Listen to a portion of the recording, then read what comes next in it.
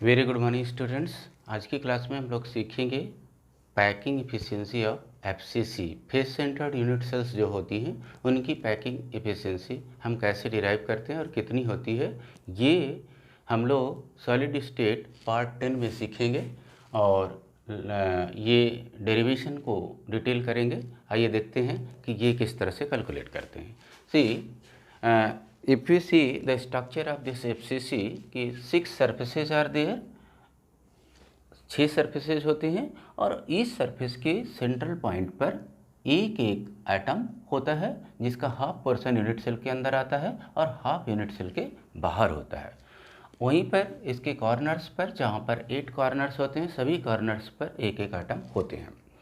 अब यहाँ पर अगर हम ये कैलकुलेट करना चाहें कि how many maximum number of atoms can be contain inside the unit cell, so we will calculate this. See total number of atoms in FCC equals 1/8 into 8। ये एटम्स कहाँ से आएंगे? कॉर्नर से आएंगे। एंड 1/2 इंटू 6, ये atoms कहाँ से आएंगे? सरफेसेस से आएंगे। तो अगर हम यहाँ देखें, this is 8 is cancelled by 8, this is equal to 1 and this is 1 atom and this is 3 atom.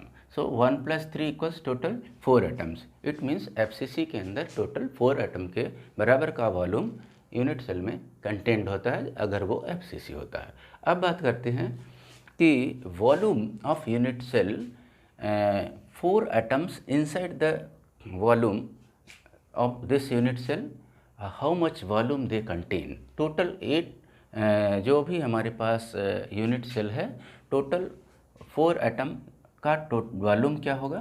क्योंकि हमारे पास एटम जो है उसको हम स्फेरिकल कंसीडर करते हैं, तो हम स्फीयर के वॉल्यूम का फार्मूला यहाँ पुट करते हैं, 4 × 4/3 × पाई × r³।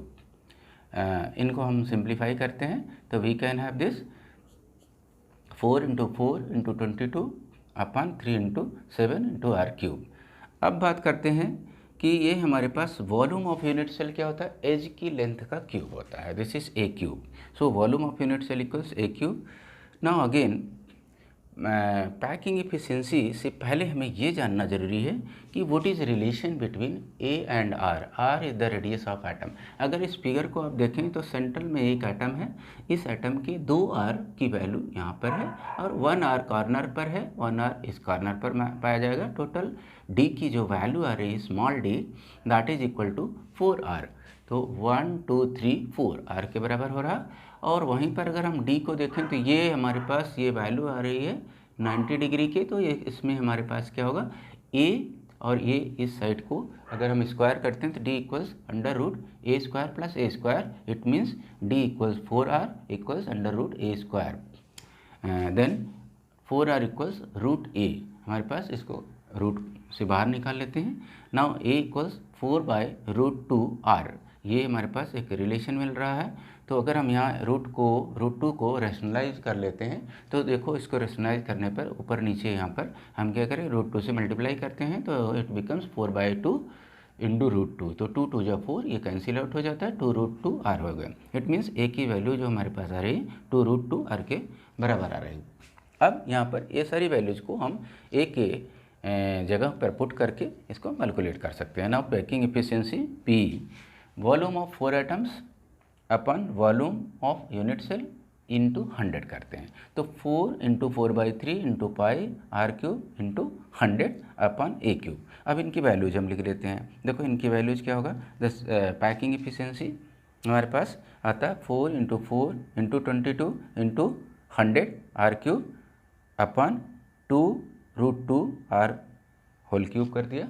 इधर से 4/3 का 3 ये वाला है और ये 22 का अपन में जो 7 था वो वैल्यू यहाँ हमने ले लिया, ये क्योंकि पाई की वैल्यू है। अब इसको हम यहाँ से लेते हैं 4 × 4 × 22 इंटू 100 r³ अपन 3 ×